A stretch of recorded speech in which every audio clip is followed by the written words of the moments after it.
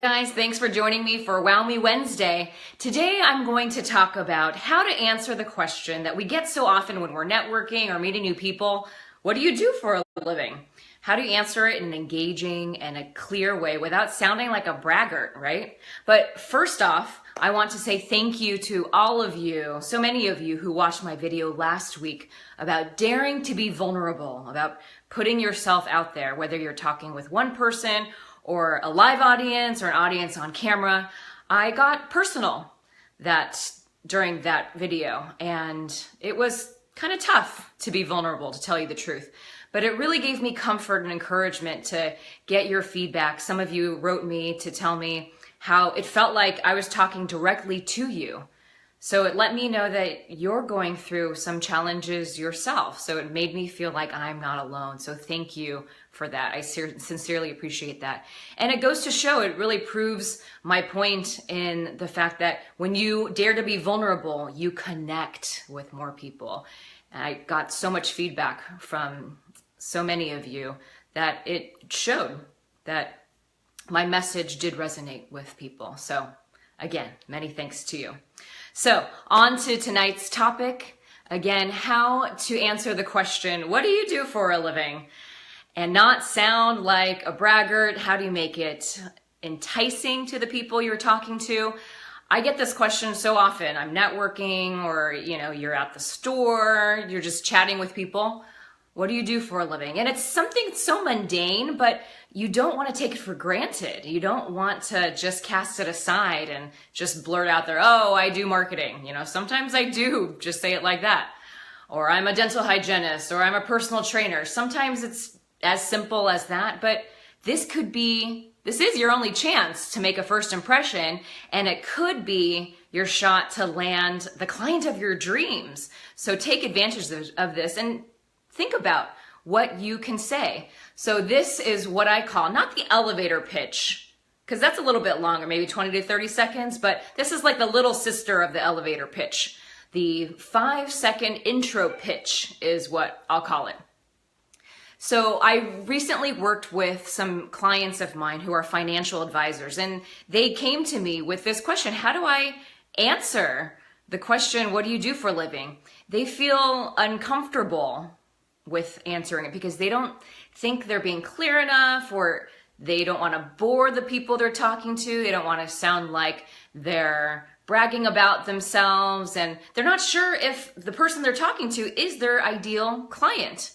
So I asked them a few questions, and here are some questions that you can ask yourself. First off, always, what I talk about in almost all my videos is, who's your audience? Think about who you're talking to.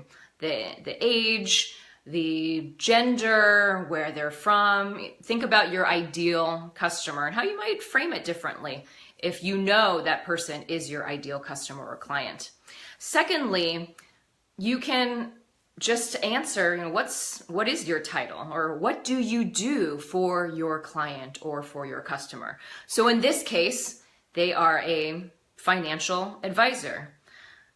Financial advisors, since I'm talking about two of them. So I'll just take one of these financial advisors to make it more simple.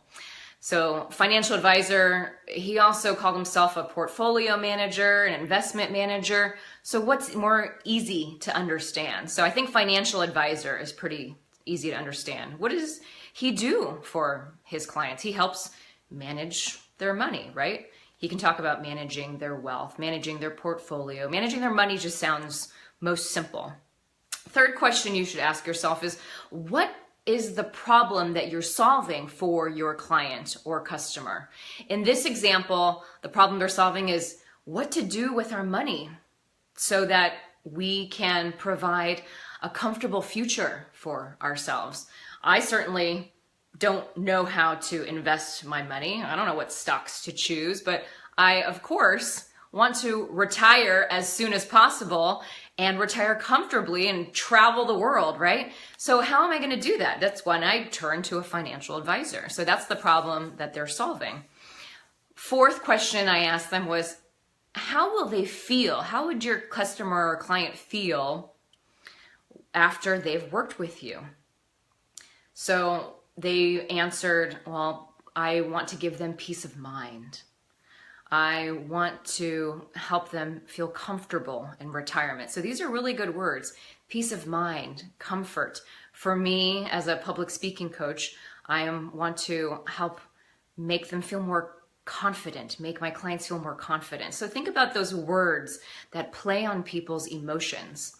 And lastly, you want to think about, no matter what stage you're at in these questions, is your why. Why do you do what you do? A lot of times the answer is helping people, right? I help people gain confidence in their public speaking skills.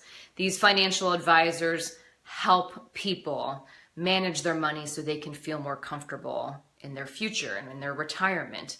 So feel free to use the word help. That's a good way to really bring it back to the people that you're serving. Thinking about the people, not what your firm does or what your company does, but thinking about you and your client, how you are serving and helping them. So in the end, the little 5-second intro pitch that I helped this client come up with is that he is a financial advisor for a wealth management firm, and he helps people manage their money so that they can retire comfortably. So yeah, really easy and basic to understand. And it hopefully will trigger more questions, follow-up questions for people to ask, what sorts of services do you offer? What's your area of expertise, etc. For me, my elevator pitch is I can say I'm a public speaking coach, or just simply I coach professionals to gain confidence in their public speaking and communication skills to empower them to advance in their careers, right? Super short, super simple, playing on emotions, acknowledging that I'm helping professionals advance in their career. So I'm identifying who my target audience is. So I hope this was helpful for you. Think about these questions. 1, who is your audience?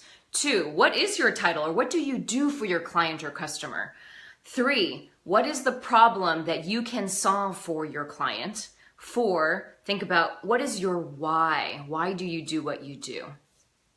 So this will hopefully help you answer this question of what do you do the next time you're at a networking event. So practice this at home, and then try it out. See what works and what doesn't work. You're going to have different answers for different people. If you have any other questions for me, suggestions for future Wow Me Wednesday videos, please comment below. Shoot me a message. You can always email me at jessica@jessicachangconsulting.com if you need some more specific tailored tips for you and your profession. My website, again, is jessicachangconsulting.com, and I look forward to connecting with you. Thanks, everyone, and see you next week.